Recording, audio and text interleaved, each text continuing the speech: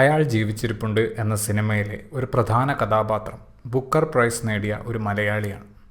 ഈ സിനിമയുടെ പ്ലോട്ട് പ്രചോദനം തേടിയുള്ള അയാളുടെ യാത്രയാണ്. പ്രേക്ഷകരെ കയ്യിലെടുക്കാൻ കെൽപ്പുള്ള മണികണ്ഠൻ ആചാര്യയുടെ സാന്നിധ്യം സിനിമയിലുണ്ടെങ്കിലും തിരക്കഥാരചനയിൽ നിന്ന് സംവിധാനത്തിലേക്ക് വന്ന വ്യാസൻ കെ.പിയുടെ ഈ സിനിമ തൃപ്തികരമല്ലാത്ത ഒരു സൃഷ്ടിയാണ്. തൻ്റെ ആദ്യ കൃതിയിലൂടെ തന്നെ ജോൺ മാത്യു മാത്തന് ബുക്കർ പ്രൈസ് ലഭിച്ചു. ജനിച്ചു വളർന്ന നാട്ടിലെ അനുഭവങ്ങൾ എഴുതിയതിനാൽ ആ നേട്ടത്തെ അനായാസമായ ഒരു കാര്യമായാണ് ജോൺ കരുതുന്നത്. തൻ്റെ രണ്ടാമത്തെ പുസ്തകത്തിൻ്റെ കഥ കണ്ടെത്താനാകാതെ സമ്മർദ്ദത്തിലിരിക്കുമ്പോഴാണ് മുരുകൻ എന്ന മലയാളിയെ ജോൺ ഗോവയിൽ വെച്ച് കാണുന്നത്.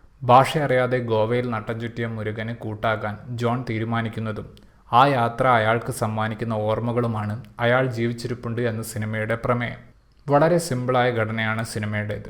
റൈറ്റേഴ്സ് ബ്ലോക്ക് കാരണം ബുദ്ധിമുട്ടുന്ന ഒരു എഴുത്തുകാരൻ ഒരു പ്രത്യേക കഥാപാത്രത്തിനുടമയായ നല്ലവനായ ഒരു സാധാരണക്കാരനെ കാണുന്നതും അതിലൂടെ തൻ്റെ പുതിയ രചനയിലേക്ക് കടക്കുന്നതുമാണ് പ്രമേയം. ട്രെയിലർ കണ്ടാൽ തന്നെ ഇത് നമുക്ക് മനസ്സിലാവുകയും ചെയ്യും. പക്ഷേ പ്രചോദനം തരുന്ന രീതിയിലുള്ള രംഗങ്ങൾ ഒട്ടും തന്നെ ഇല്ല എന്നതാണ് ഈ സിനിമയുടെ പ്രധാന ന്യൂനത. കഥാപാത്രങ്ങൾ തമ്മിലുണ്ടാകുന്ന ആത്മബന്ധത്തെ ശക്തിപ്പെടുത്താൻ സാധിക്കാത്ത ഒരു രചനയാണ് സിനിമയുടേത്.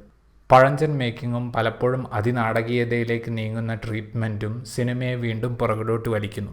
ദി മെട്രോ, അവതാരം മുതലായ സിനിമകളുടെ രചയിതാവായ വ്യാസൻ ഇടവനക്കാടിൻ്റെ ആദ്യ സംവിധാന സംരംഭമാണ് അയാൾ ജീവിച്ചിരിപ്പുണ്ട്.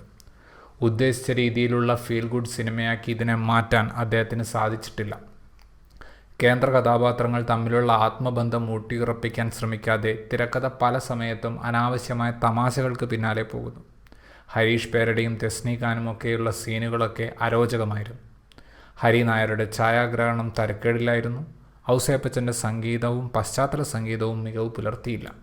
കാര്യമായ വെല്ലുവിളി ഉയർത്താത്ത ജോൺ മാത്യു മാത്തൻ എന്ന കഥാപാത്രത്തെ സ്വാഭാവികമായ അഭിനയം കൊണ്ട് വൃത്തിയിൽ അവതരിപ്പിക്കാൻ വിജയ് ബാബുവിന് സാധിച്ചു. മുരുകന് വേണ്ട നിഷ്കളങ്കതയും നന്മയും സ്വന്തം മുഖത്ത് കൊണ്ടുവരാൻ മണികണ്ഠൻ ആചാര്യയ്ക്ക് സാധിക്കുന്നുണ്ട്. ഏൽപ്പിച്ച കഥാപാത്രത്തെ കിഷോർ സത്യ വൃത്തിയായി ചെയ്തപ്പോൾ ജോണിൻ്റെ ഭാര്യയുടെ കഥാപാത്രത്തെ അഭിനയിച്ച നടിയുടെ പ്രകടനം ദയനീയമായിരുന്നു. പ്രചോദനമോ പോസിറ്റീവ് ഫീലോ ഉണ്ടാക്കാത്ത ഒരു ഉള്ളടക്കമുള്ള സിനിമയാണ് അയാൾ ജീവിച്ചിരിപ്പുണ്ട്. മണികണ്ഠൻ്റെ പ്രകടനവും അല്ലറ ചില്ലറ തമാശയും സെൻറ്റിമെൻസും കാരണം കണ്ടിരിക്കാം എന്ന് മാത്രം.